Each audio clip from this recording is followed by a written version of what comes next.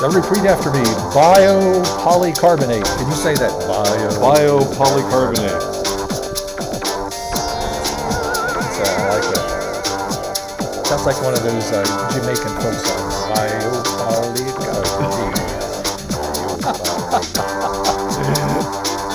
Yes, I can hear the 55-gallon drums now.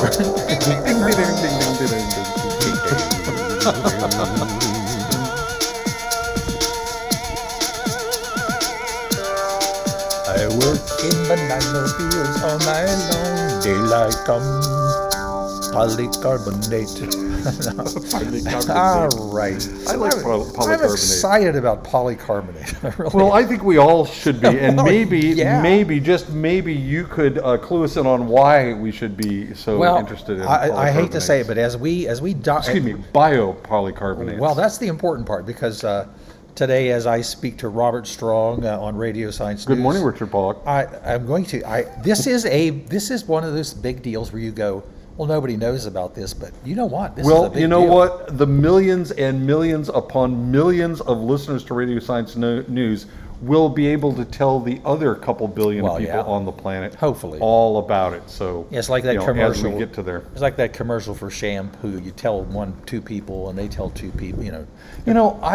I have always wondered if the phrase shampoo is not an unfortunate phrase.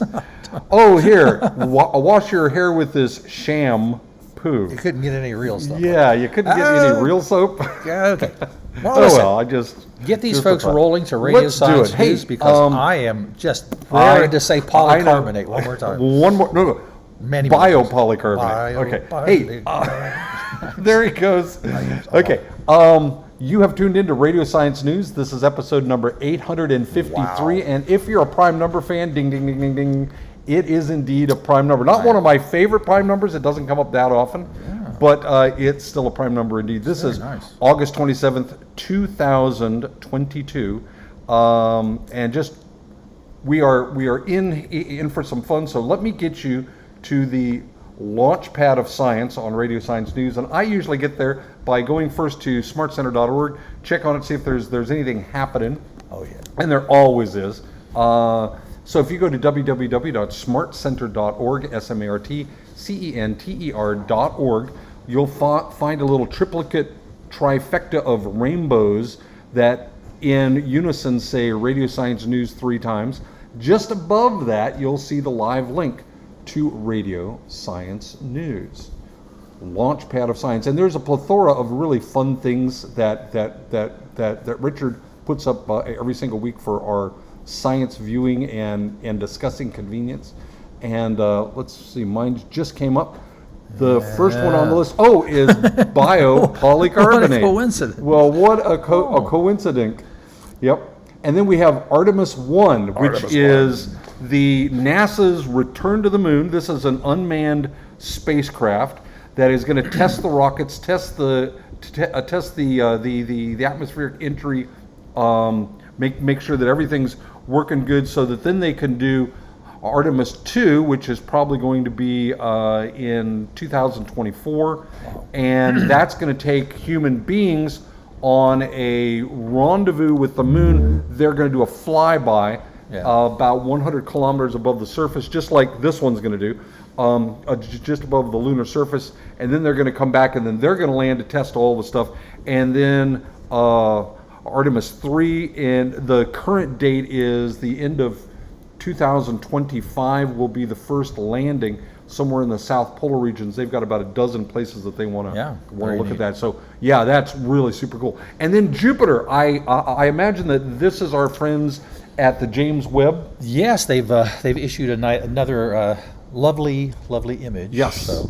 In the infrared, which is really cool. Yeah, I love their images. I love the fact that the James Webb Telescope didn't just take a picture of Jupiter, but it also could see the ring.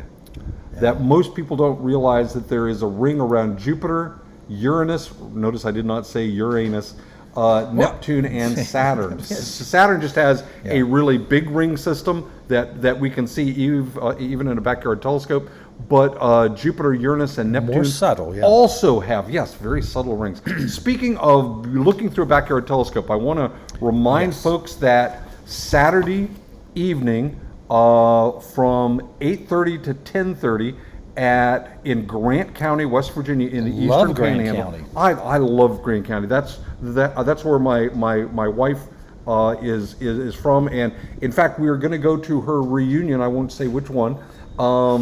Saturday morning, actually a Saturday afternoon, just in a couple hours, and then we're going to go put the feed bag on and meet all of her friends nice. again, which is just a hoot. She's got great friends, and then we're going to go back to dam site number 7, which is in Grand Canyon, not far from where the reunion is, and we're going to do a dark skies and dark sky preservation star watch.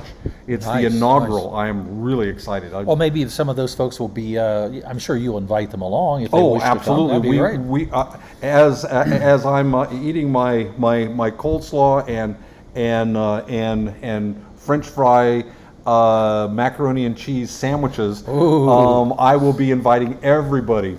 Yes, this will be That sounds really good. fun. And then Dino Drought. Dino Drought. You're gonna like. You're I gonna don't love know. this one. I don't know, Mr. Oh, Dino it's Drought. when you see this, you'll be and then Weep. Dino Drought and Weep are part of a little theme Okay, here. that'll be interesting. There's a little thing on PFAS, which boy, here in West Virginia, we the precursors to all the Teflons and all that Plastics stuff. and the Yeah. Teflon. Yeah, This is a little bit I of good saw news. I saw a interesting thing on those on CBS Sunday Morning, I think Yep. it was, and I did not realize that those are termed forever chemicals. Well, and that's one of the reasons why this is a fairly good bit of news. I'm glad to hear that, because I was hoping that we'd come up with some bacteria or something that might find those tasty. Something besides like a nuclear reactor. right? Yes, yeah. But please let's not go stop there. short. Yeah. Brain stem.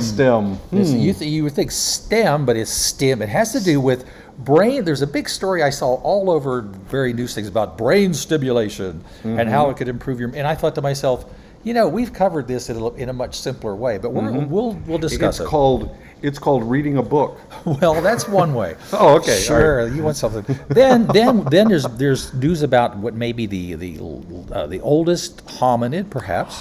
Is this about me? Well, no, even older. This Even older. Whoa! Now we're talking. And then even bigger, this may be the biggest mosasaur ever. Biggest mosasaur. Hey, I just want to mention that if you happen to stop into Smart Center Market, where we are right now in downtown Wheeling, we have a replica of a juvenile mosasaur fossilized cast on the wall, and there's like 98% of the bones in this cast. It's just spectacular. Really cool. Spiral Arms is this of the Milky Way galaxy? This has to do with this isn't, and again, this is a quirky story about. I like It quirks. has to do a lot with the actual Earth's crust, but the mechanism relative to the formation of the Earth's crust. They're discussing when Earth was the solar system, our solar system. Oh, passing through Passing the spiral through the arms. spiral arms of the Oh. galaxy, which is very interesting. The last two we got. Nanobot. We didn't get to nanobot and phased yet. Phased we said we caffeine. are. I like the idea of phased caffeine. Well, this is a story about caffeine in children. So Caffeine you've on gotta You've got to love that story. Children on caffeine, there couldn't be anything better. Oh, man. So all these stories, I'm excited to get to these stories. Caffeine on stun. But I am going to say, this story on biopolybcarbonate. I think I am going to click on that. So if you're just tuning in, we're at the Launchpad of Science for RadioScienceNews.org. That's all one word. Yeah, And then this is Saturday, August 27th, 2022, and we're looking at biopolycarbonate. Yeah, and this is from a group. This is from a European group that they're into ag chemical. So these people are saying biopolycarbonates are better than petropolycarbonates. Well, see, that's why this is a big deal. This is a big deal for multiple reasons. Wow. Okay, There's we're just. another ambulance just had to go down the wrong way of that Well, road. I hate it when they go the wrong way. Like that. Wow. So anyway, first of all, a biopolycarbonate. Now, when you think polycarbonate, look at this image, and I think you'll get what most people. We're very familiar with polycarbonates. Yep. We kind of think, man, it's like a ubiquitous thing. It's like bottles, it's milk bottles, it's soda bottles. It's so easily recyclable. It's strong. It's got these polycarbonate. It's really a good thing. Except there are a couple things in this story that I actually hadn't realized even as I read this story. Okay. So here's the reason why it's weird. Bisphenol A is a big part of standard polycarbonates. Certainly. And it says here, for years, the debate has been raging over whether bisphenol A is dangerous or safe. No. This isn't a debate anymore. It's not a debate, folks. Yeah. We have been reporting on this on Radio Science News for what, 10, 12 years? And it's even been in the regular, the come more. on. So skip the next. Let's go down to the not so love affair with bisphenol A. When first discovered back in the 1950s, no one knew that bisphenol A, or BPA, would be the cause of so much trouble. Now, the reason why this is so weird is it didn't originally start off as a plastic. Right. BPA originally was had to do with, they're looking for things for birth control and stuff. The little monomer was actually That will do it. Well, it says it was originally used in the very first epoxy resins. General Electric and Bayer soon learned the molecules could link together with a little compound to form hard, shiny plastic called polycarbonate. So they had the carbonate. This led to today's polymer industry using bisphenol A as a common building block for lots of resins and different plastics. So it says, but here's the deal. I just want to touch a few places. BPA is an endocrine disrupting compound, a chemical that once inside the body can act like a hormone, potentially disrupting the function of natural hormones. And we heard about this for baby bottles and all that kind of stuff. So is that only the hormones in like bugs and fish and that kind of thing? In fact, they have this little paragraph goes, it was clear it can negatively impact reproductive, developmental, and metabolic welfare in many different animals, including zebrafish, rhesus monkeys, nematodes, mice, and significantly humans. Well, I know a few significant humans. Well, I know some nematodes that I would, but that's. But anyway, so this has been going on for a long time. So yeah. So that's the first of all the thing. You know what? I'm looking down here. It says the European Union banned the use of BPA in baby bottles in 2011. Yeah. And also that I didn't realize they used it in thermal paper for I did copying. not know that either. It's banned in Korea from milk bottles and cosmetics. Now I assume that is North Korea, or is no, that South Korea? That's South Korea. Probably South Korea. Now the interesting thing is you're looking at this guy holding his water bottle, and they've made some variations and tried to eliminate BPA from some. The complicated thing is, I didn't realize that polycarbonates being so ubiquitous. I mean, Coke they are bottles, everywhere. Pepsi, they're everywhere. In fact, it would not surprise me if the average American cannot go more than 24 hours without touching being in contact. I mean, we're talking skin contact. Yeah. With well, these things. and the thing is, skin contact would be one thing. The other question was whether the BPA and the bisphenols leach from the plastics into things. I mean, if you have a plastic salad dressing bottle and it's got vinegar and oil in it, and you're thinking, okay. But the other part of it is when these things go into, if they're recycled, or that's one thing, recycling might work better, but by grinding it up, putting it in the landfill and these things like that, does it leach into the water system? It's a complicated thing. So I'm looking at this swoopy little building down here from really beautiful the building. Korea Research Institute of Chemical Technology, which is KRICT. The KRICT building. Okay, so this is a big deal, and the initial big deal, which I was surprised about, was the fact that a biopolycarbonate has been developed by these folks at KRICT. They've created a biopolycarbonate made largely from glucose. Unlike earlier biopolymers, the team claimed that the new biopoly has the strength and durability to match its petrochemical counterpart. So that's the twofer. The other part that's more important. I mean, the first part was I think the health issues. Yeah. So this breakthrough is basically it's such a big deal because you're literally saying. Up until now, the only company to successfully commercialize a biopolycarbonate product has been Mitsubishi Corporation, their chemical company. But now it says that the Dr. Jung Park and his whole team of people at Cricht were able to develop an alternative commercially viable biopolycarbonate using plant-based components. It's isosorbide and nanocellulose. Now, the nanocellulose is something we talked about last week. Didn't we just talk about that last week? Last week we were talking about... So here is the question on everyone's mind. Well, this is the big... Do the biopolycarbonates, do they also affect... No. That's the whole point. Is that this is... So why are we using the polycarbonates? When you say why are we using anything, you think somebody might be making a profit? well, there's an issue, and it's a hugely established industry, and it's obviously petrochemical based fossil fuel based plastics are a big deal. Now, here's the reason why. There's no benzene rings in biopolycarbonates, unlike petroleum polycarbonate. So besides the BPA, it's there's benzene too in this. Well, that's the other part I was not aware. So I had some surprises. That's some nasty stuff. I sometimes napped through my organic chemistry class, but I didn't think I had missed this. Okay, so here's the deal. Sometimes. So here's the reason why. Okay, a lot of people don't care about anything health issue if you're a huge industry. A lot of them, they just don't care.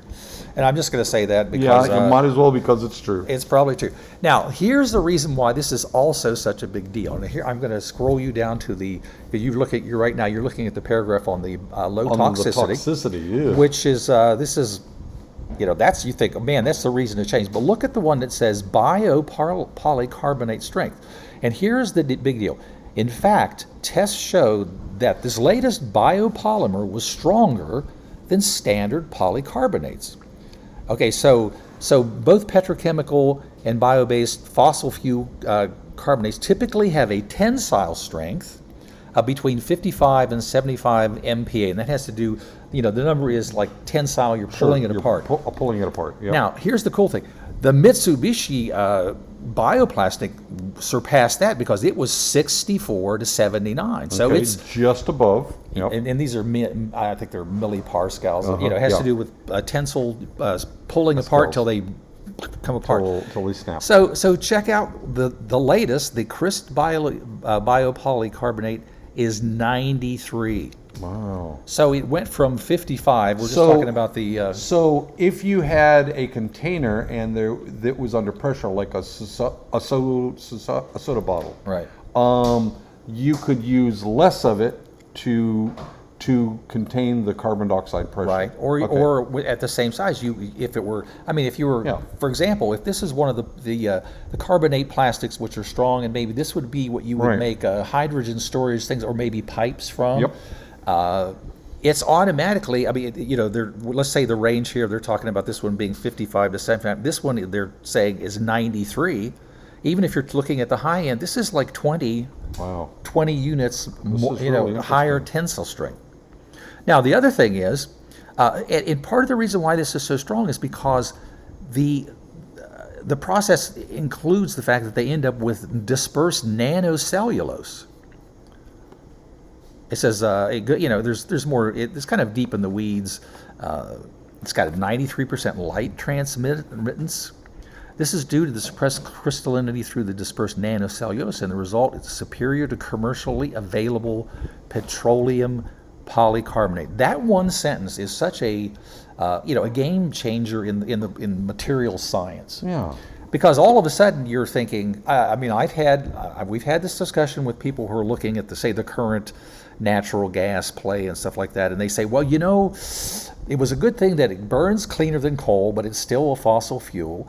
But the important thing would be, as we get more green energy and stuff, and we may be able to phase that out and just use, make plastics from all this stuff. This is basically a statement in your face, and I'm not saying in your face, Robert, but in the face of science. Yes, in the face of science. Not that your face isn't the face of science. No. Thank you. But if you're looking at the fact that you could have actually superior in strength and superior in its lack of toxicity, right? Wouldn't you be running at this at full tilt? Well, I am running at full tilt. Speaking of running at full tilt, There is a image here that I'm finding a little odd under the biopolycarbonate strength. They're showing a compression test and calling it tensile strength. Yeah, this is probably not, I don't know whether it's a sort of a stock image. But, I don't know what's going on there, but that's not a test for tensile strength. Yeah, because I can even see it starting to crack down the middle. So, folks, when you're looking at the image just below where it says It's just a shiny image. For the Crest biopolycarbonate measures 93 megapascals. That's a compression test, not a tensile strength there. Yeah. Just And like you know what? just This actually sort of looks like a Fred Flintstone wheel, and I also could point out that It could be polycarbonate Fred's I don't wheel. think is real black like that. It's it's the whole point is that I it's don't clear. know what's going on there. Yes. Anyway, I noticed that too. and Okay, So just- this is very just thought exciting. I'd measure it. And the other thing is it's even more, they didn't measure exactly that, but it apparently is as transparent or more transparent. And the Headlights- biopolycarbonate has low toxicity.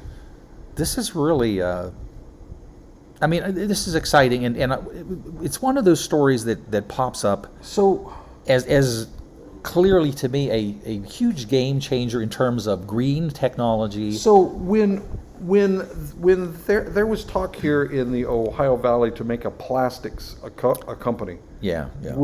could the plastic company be making this, or Well, that's is there any way around that? No, I think the problem is going to be the huge inertia that's in the system where people are looking at, well, we can, with all the liquid resins that are coming from the natural gas, production that can be easily made into plastics, they're going to want to go there. But here's one of the things that occurred to me, even as you and I've had discussions, or we've heard people talking about the need to sequester carbon dioxide. Right.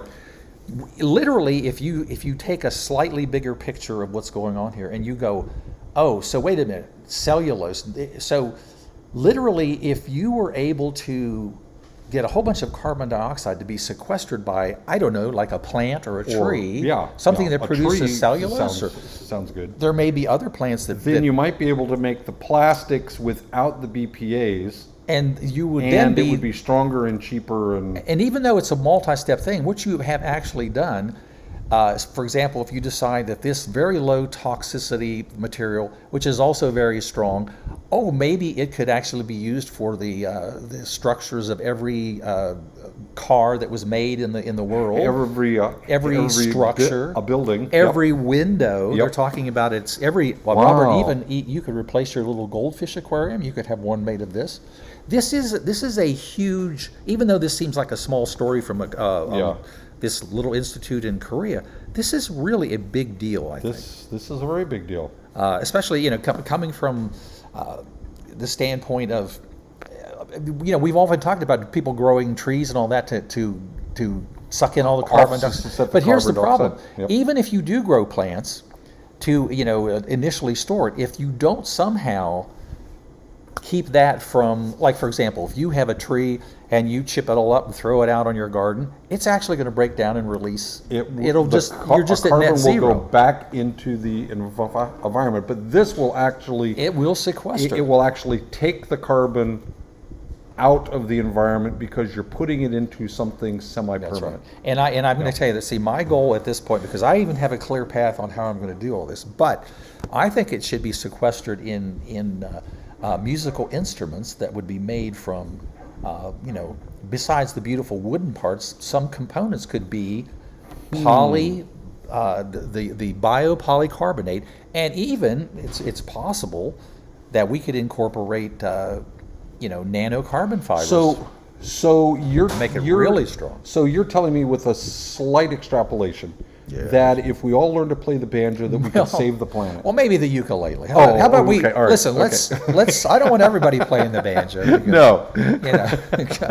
there are multiple reasons, but just so this is one of those stories that I know that you, as you take your notes and your important things. This is is fantastic. a big important thing. This is really cool. All right. Well, I'm going to jump now. Again, we have to let folks know that if you're experiencing radio science news, on one of the Wheeling community radio time slots or at the NPR broadcast on Sunday, 11 to 12, it's important that you kind of put the site up, radiosciencenews.org, and then follow the links. I'm going to jump to Artemis 1. Artemis 1. And I'm going to, because Robert, I think basically you were at Artemis 0.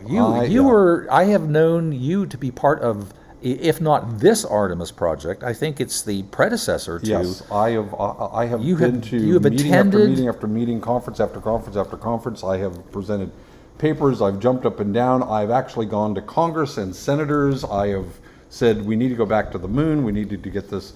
Yes, and this has been going on for 20-something years. And you probably even coined that phrase, "to the moon, Alice," right?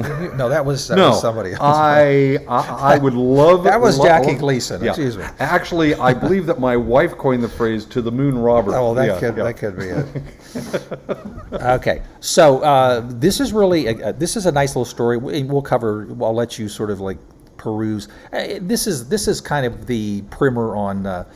NASA's Artemis 1 launch, everything you need to know. And the thing is, I think this launch is coming up. Yes, Monday morning, August 29th. Wow. Coming right up. So what you need to do on Monday morning is you need to be near some sort of a video streaming something and watch the launch, because this is a big deal, folks. Yeah.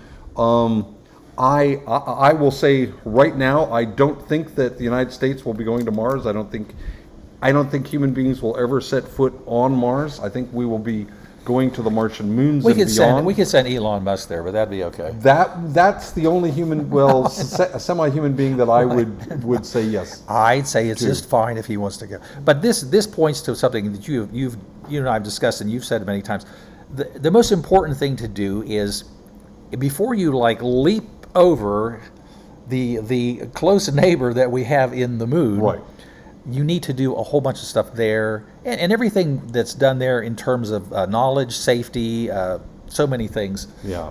It's important to do. That's why this project. Wow, this has got some great info in it. Yeah, it's just nice questions. It's got how long is the mission? It's got 5 bullet points.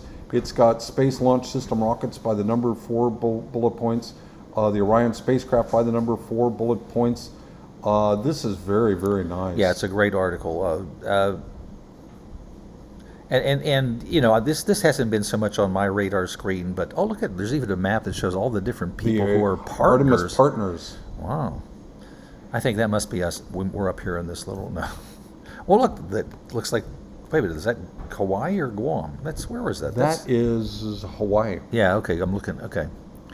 Guam's a little further north into the east. Well, they're partners all around the world if you squeeze in the map. So, well, that's one of the nice things to know, that this is a program that includes lots of folks. Anyway, I knew you'd be interested in this. You were right in the very. I mean, I can remember discussing different Artemis things with you over the years, and this is really cool. And it's that it is now. It's always been a partnership, but NASA's taken a bigger role in it than. For a long time there, it looked like nothing was going to happen. It was so limited that I know you had a proposal about getting a telescope there first, and one of the issues they had was, well, you know, but the folks from India want to send this, so the folks from Anyway, I think it's looking a little better now. Talking about looking a little bit better, the folks with the James Webb Telescope, the Webb team, releases new photos of Jupiter. I bet if I click on this, it'll get bigger. Oh yeah, look at this. Oh yeah, and as you point out, it has, wow, there's a diffraction. I'm looking at the image, and then I've clicked on to enlarge it. So, isn't this interesting that they are having to say, oh, here is the aurora's diffraction, here's the diffraction spike from Io. Wow. So, you know, again, folks, why did you put up this spectacular space telescope with diffraction spike problems?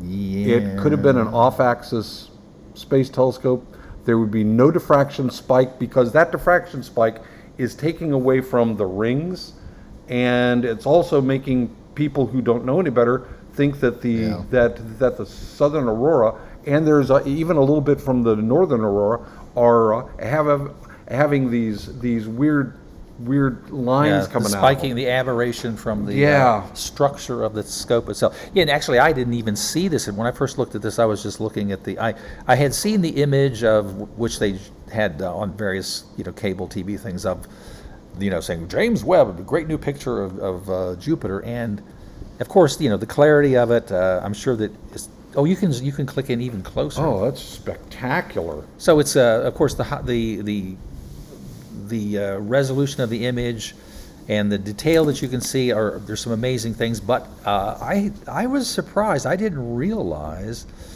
that when you're talking about being able to see the rings, they're actually not as bright Not as as bright as the diffraction spike. the diffraction from I know.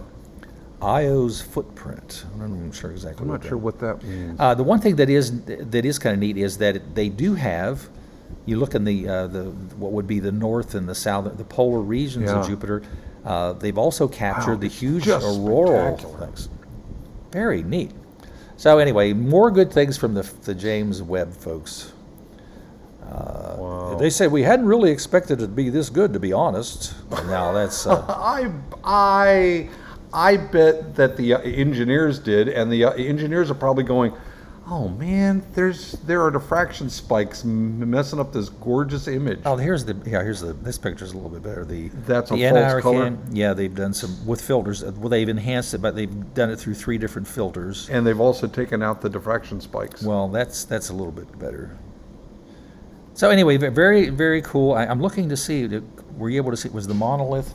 I haven't. I haven't. It might be on the other side. Yeah. Yeah, we don't want to go there. That's just a reference for those who would hear it. Yes.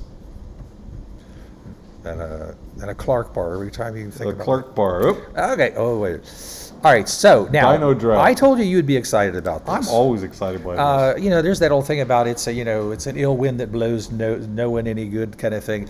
Well, for all the people who worry about things like, I don't know, terrible droughts around the world, this is I saw this various places. This happens to be from CNN.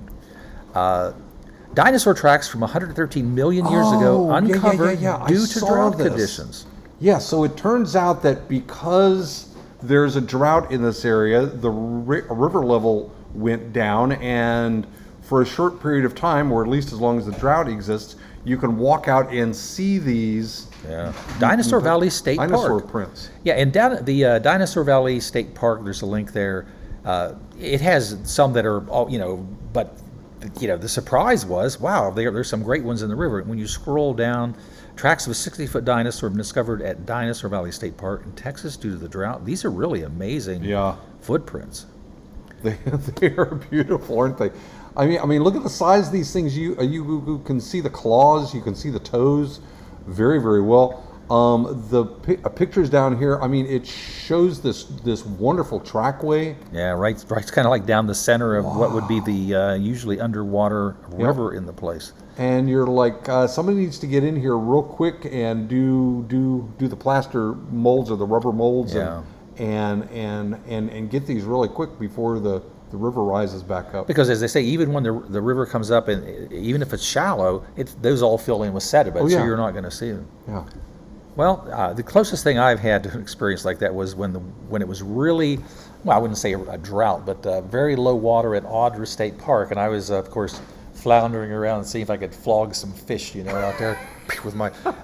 There was a huge, like Mississippian or Pennsylvanian fossil, like Oh, yeah. like several times, and of course it was out in the middle where it would normally be covered, and I'm thinking nobody ever knows sees about this. it. Yeah. I have been to Audra dozens and dozens of times because my college was nearby there, and I never saw that. I went. Oh, yeah. I was probably swimming within meters of that. I did get some nice pics of it, so I should. Now that was a cool story, right? Yeah. Well, and of course it's not just Texas though, and I think Texas had some big terrible story. Right after this happened, and they had the drought, they had the huge flooding, which people passed away, and they had flooding and all the. Remember Yep. the I think it was maybe Al Gore who mentioned there would be extremes in weather, but I think that's he did. that's yes. another hidden truth. Weep. This one, Weep, is like If related. you see me weep. Now, the reason why this is like so, I'm not sure if irony is the word, but when they talk about the fact that these things come in, people are like, this is the once in 100 flood or the once in 500 right, year yeah. storm.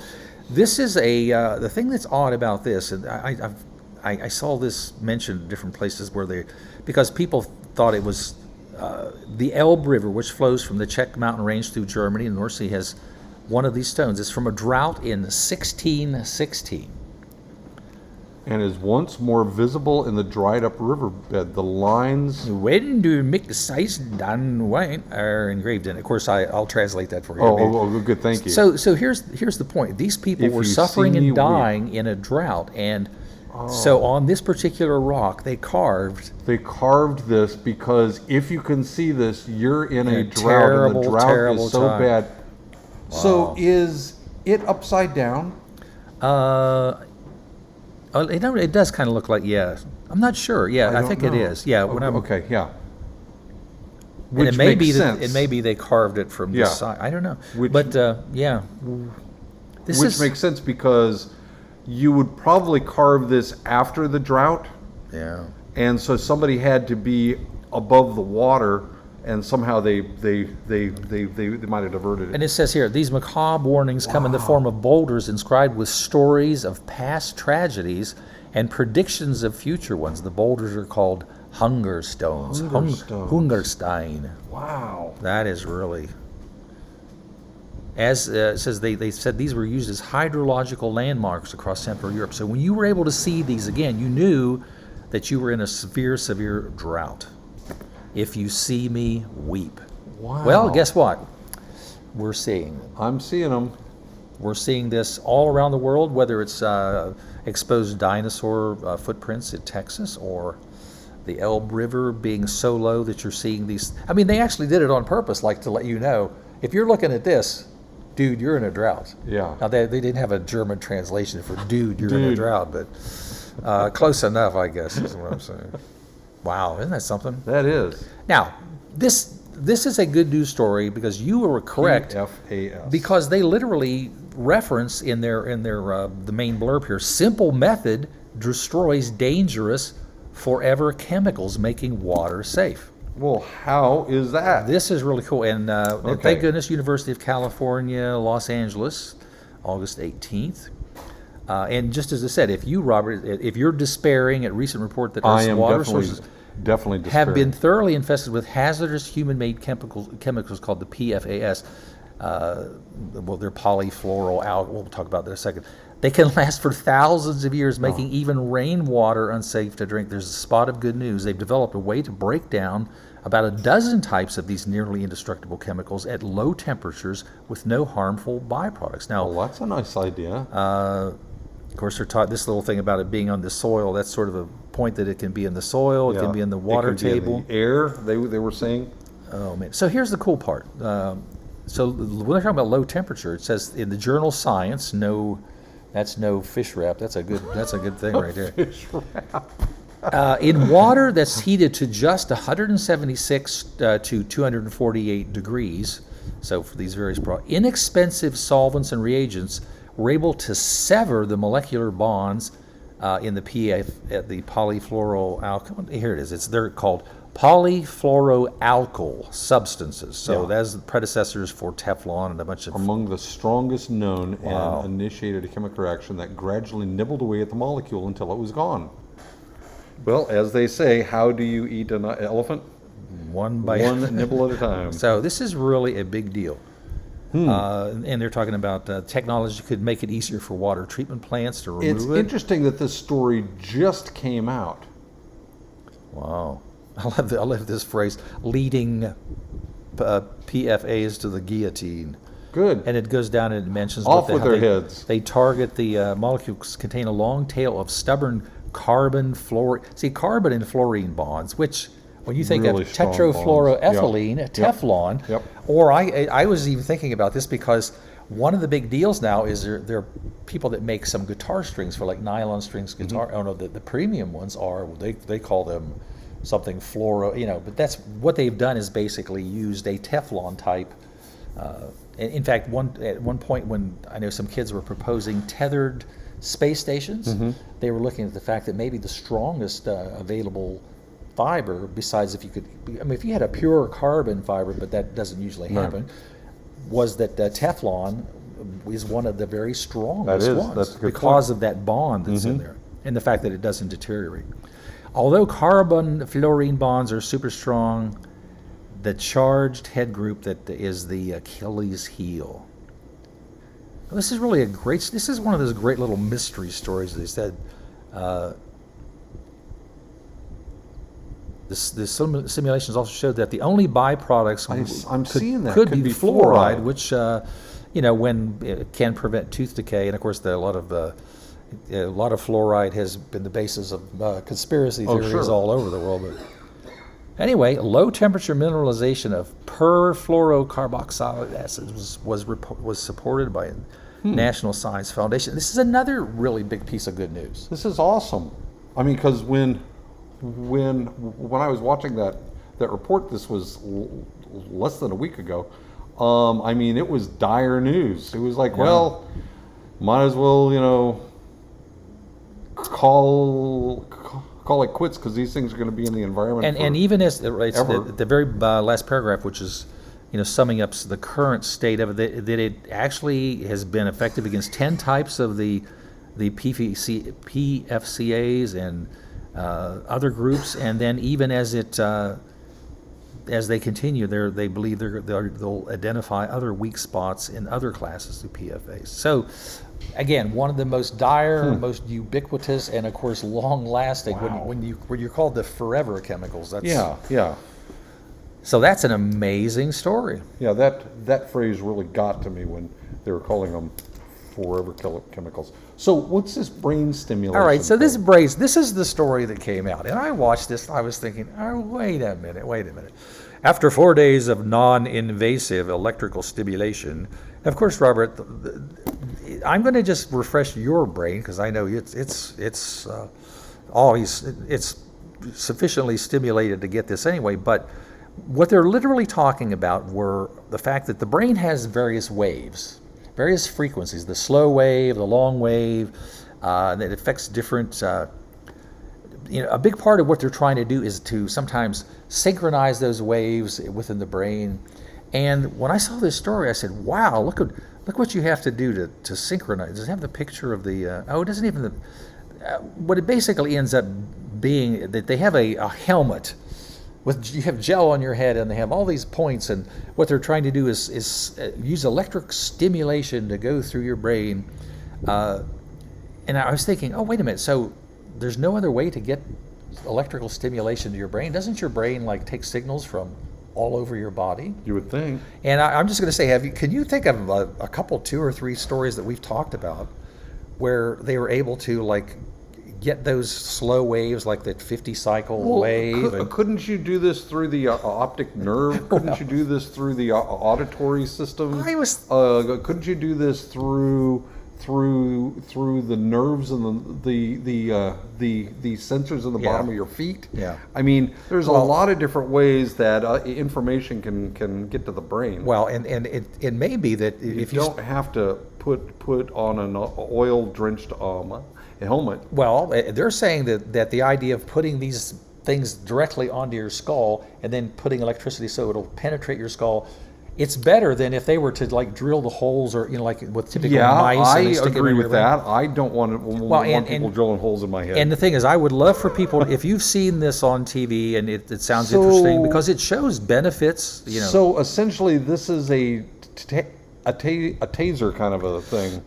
In a way, well, but it's helmet. mild. As I say, it's 65 weak electrical currents. So they have all these little things on here.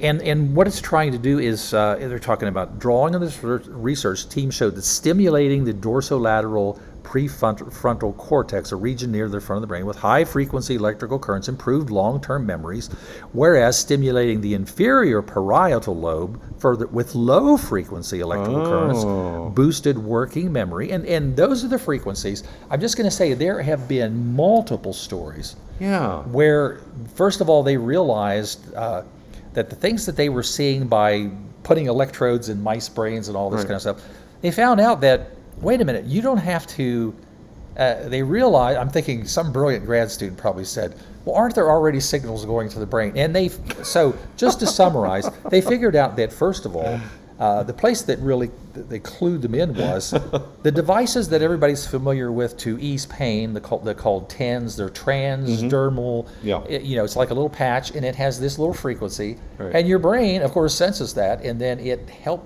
eliminates pain because you're affecting those frequencies in the brain.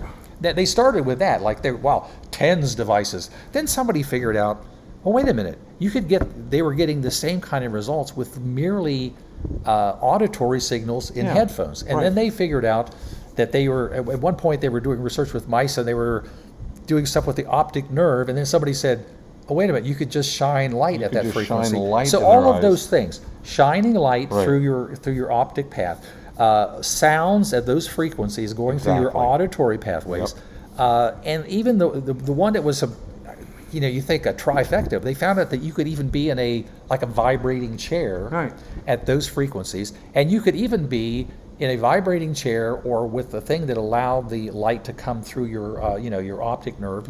Like a set of one of the things that you and I we were talking about, the kind of glasses that they use for 3D that will flicker on and off.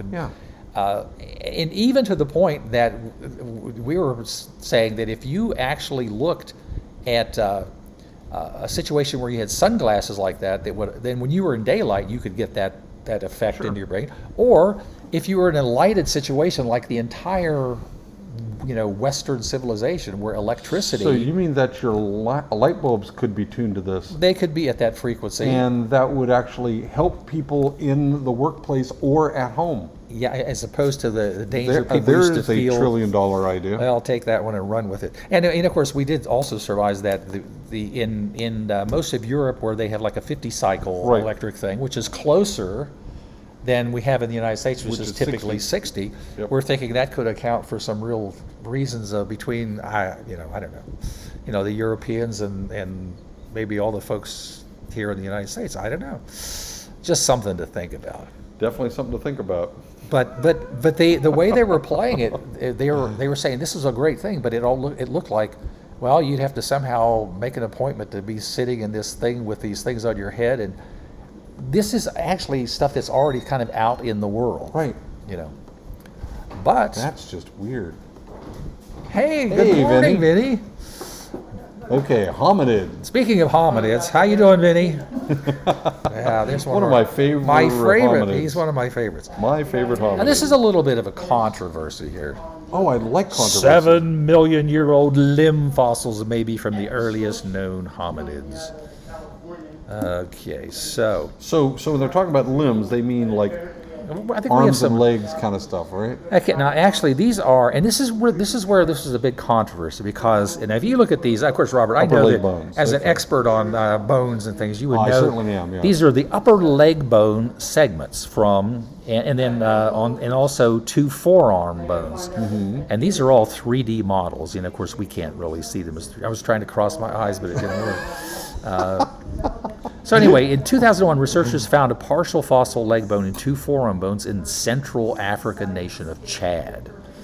They came from the earliest known hominid, which lived around 7 million years ago, and revealed that the creatures walked upright both on the ground and in the trees. And proposes. Now, I'm going to say this is a cool. And so we're saying that 7 million years ago, in Africa, there were hominid species that walked upright. Yeah, and I saw this article written up multiple places where they were discussing that was the big deal, that we had upright walking hominids 7 million years ago. Now, the part that I actually found really fascinating was, if you read through it, there's the student Aude Bezere Medina was given access to the fossils. Blah blah blah. Don't ever give access to students, because they will find something. They did. They found something, and she noted that one specimen looked like it belonged to a primate, possibly an ape. Anyway, there's a long story that it's full of some controversy, because they're still arguing back and forth about. But it's kind of like it says the master student in taphonomy received various fossils The student seeking expertise then gave it to him, and basically the fact that a grad student noticed something interesting, They always do. and then they passed it along to the higher ups. But So that he could write the actual Wow, paper I don't and know. apply for a grant. it's almost like a Watson and Crick situation here. I don't know, but oh my. Anyway, so this is pretty cool because just stopping. It's just an amazing thing to think that. Now they discuss first there was the 6 million year old Aurorin tugensis, and then the Ardipithecus cadaba, all these different I remember when we were talking about Lucy, a hominid 2 million years old, and we are now looking at evidence for Walking upright Walking 7 up- million years yeah. ago. Wow. sometimes, and I wish that some That's people really I wish cool. that some people would get up on their hind legs these days and I do do too. do the right thing, but I don't even want to go there. Stop rooting around So like the as, pigs. No, as I look at your I will stop there. I look at your beautiful, replica of the Mosasaur fossil on the wall here. It's just, it's nice. Where we're doing radio science news, I can look to my left, and there's Sue, a replica of the skull of Sue, and over there's a Mosasaur. I could go outside, and you even have Gideon, That's right. looking out the window, a T-Rex smiling down at you as if you might be a morsel. A snack. This is about a giant predatory mosasaur that was unearthed in Morocco. This is just literally this past week, August 25th. Thalassotitan. There's a name for you. Wow, I like that. Thalassotitan atrox. Man, this sounds like something that should be on the latest Game of Thrones thing, which I don't think I'm going to spend too much time watching. So check this out. They're showing it. Ooh, nice coloration on there. Yeah, they make it look. So what is it tossing in? I think to it the air starts to play tossing with? a whale. I could be wrong. It shows it. I think this thing's pretty big. Its skull alone measured 5 feet long, and it grew to. It's about the size of a. It says about the size of a killer whale. Okay. But it says while most mosasaurs had long jaws and slender teeth for catching fish, Thalassotitan. I just like saying Thalasso. Thalassotitan. It sounds like a cowboy movie. Thalasso. Yippee-yi-oh. Throw your lasso. Thalassotitan atrox had a short, wide muzzle. Ooh. It says, imagine a Komodo dragon crossed with a great white shark, No. crossed with a T-Rex, crossed with a killer whale. And look at this guy sticking his head in its mouth right Well, that is a typical of a paleontologist. Always putting your head where it shouldn't go. Wow. Yep. now. Well, and as I'm looking at this, so I'm making a comparison. As I'm looking at this human, as he's next Look to at the size this, of that head compared to that head. yeah, and so you're going, Yeah. Wow. These things are gigantic. and there is a difference, as they say, in the mosasaur replica you can see that it does have a more for catching. This thing was meant to bite bigger things. Look at the size of the teeth. Well, and they're conical, and he said, you notice they're all broken up, right? Yeah. Now, if you scroll down a little bit, it says the teeth of I'm going to call them T. atrox, Okay. are often broken and worn, but eating just fish wouldn't have produced that kind of wear. Instead, this suggests that the giant mosasaur attacked other marine reptiles, chipping, breaking, and grinding its teeth as it bit through their bones and tore them apart. Oh my gosh. Some teeth are so heavily damaged they're all ground to the root. Now, the reason why this is very interesting is... So they don't replace their teeth? No, it's... And, Wow, and that's the reason why this interesting. is very cool is in the very same fossil beds, they find all of these bones from the things that this creature ate. Sea turtles. Look at this, including A plesiosaur. including a plesiosaur head, jaws, and skulls of at least 3 different other things, because they didn't mind eating each other. Right. And then it shows that there's actually, you can see that there's acid, etching from being in the thing's stomach before it spat them back out. Wow. Suggests the mosasaurs weren't in decline before the asteroid impact that drove the end Cretaceous mass extinction. Instead, they flourished. This is really cool. Wow. So to find the victims, or the crunchy little pieces of the victims, along with the this new big. And all of the shards of teeth. Yeah, and I hadn't looked at it that closely, but when you look at this image, Yeah. I mean, the teeth are in really bad shape. if you click on the image, you can get an enlargement. Yeah. Click it one more time, right where the teeth are. Oh yeah, there, it there did we go. So that's as big as it Wow, those teeth are huge. gets. Yeah. This is like what. And Like, then look. There are little holes right above the tooth line, which meant it probably had some hair or something going in there. wow. Wow. What a neat fossil though, for That's sure. amazing. Very, very interesting. But like as you say, this is like your elderly cat that won't eat hard cat food anymore. This thing is just speaking for myself. Yeah. I would like yogurt again, please. Could I have some fish yogurt, please? All right, the spiral arms. We may never arms. get to those children drinking Hey, the that's caffeine. always next time. We'll get Transits through the Milky Way spiral arms helped form early Earth's continental crust, studies Now, say. isn't this was like such a counterintuitive? I was thinking, what in the world? But as the solar system bounces up and down through the spiral arms, you are going to get some a disruption Yeah, in different things. in the Oort cloud, and the Oort clouds are going to come in, and you're going to get asteroid and comet impacts, and Yeah, we even had a story unrelated to this where they were talking about how the continents actually form. Yeah. And a lot of the mechanism had to do with large objects, hitting and the crust. so and then, so now they're saying, hey, I think we know why yeah, and that so these large objects were being displaced. and they literally, I mean, it takes a little while to read. It says, the idea that there was a cycle in the production of continental crust had been recognized and ascribed to the periodic aggregation and dispersal of Earth's continental crust. Yeah, they're still trying to figure out why all this happened. The story that we talked about before, where they're now linking it to impacts and things hitting it. Now this takes it one step further in that they looked at when they're looking at geologic time. It says, however, such cyclicity is also evident in some of the Earth's most ancient rocks that formed during the Hadean 4 billion years and the Archean 4 to 2.5 billion years ago.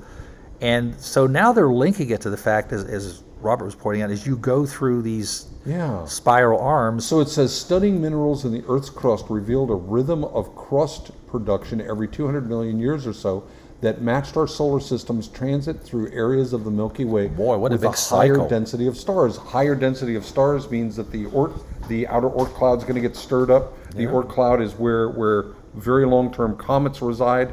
They'll be jarred loose. They'll be sent in towards the inner solar system where the Earth resides, and bang, you'll you're get, done. There get a you lot are. of banging going on. Huh. So what an interesting relationship. Yeah, Wow. and they go through. That's really amazing. The research observed that the ages of they're talking about one particular marker, were well correlated with the solar system's movement into the spiral arms, and these are 3.25 and 3.45 billion years ago. So, wow, a cycle of 200 million. I wonder where we are in this cycle now. See, there's I'm gonna have to look that up because I might not sleep well tonight. Maybe next week. Oh, well. We're entering the spiral arms on Wednesday. No, not Wednesday. Well, that is a cool story. Yeah, Again, that is really awesome. Sometimes things are so big. It's Yeah. like the cartoon where the guy's standing in the huge dinosaur footprint and he Right, can't see and any he footprints. can't see it because it's so it's so big. Yeah, big. Well, this that's is a great analogy. Well, because they've talked about they're often talking on these various shows about the precessional, the 25,000 year or so, 26,000 year precession cycle that we're always talking about. This one is a 200 million. 200 million years. Wow. Now it takes the sun. Last I saw this figure was 212 million years to orbit the center of the Milky Way galaxy once. So that cycle matches up to yeah. So wow. yeah. So if you're talking a 200 million year cycle, yeah, that's pretty darn close to Well, that. Yeah. I'll tell you what. So we'll hopefully get to the nanobot and the phased and the children and caffeine the next time around. Let me start up some music to Caffeine on Stone. turn it down. I really like the Caffeine on Stone. Yeah, it was an interesting story about caffeine having a beneficial effect for something, and that's the thing about caffeine. Could be. You know, I always send the kids out to Starbucks if they're starting to get too sedentary. Just hey kids, how come you're not jumping on the couch now? Anyway, hey, listen, we'll catch those stories. The little nanomod, that's a DNA story, and the phase is about an interesting phase of water that we were going to touch on. And and if I find even better stories, I might just ditch these altogether. No. I'll leave them down there for okay, people okay, to. all right, to okay. It's one of the things about having the launch pad of science. it's there, and sometimes as we say, you can go back many, many years, and It's a long-term a reservoir of fun. Yeah, reservoir of let's say fun.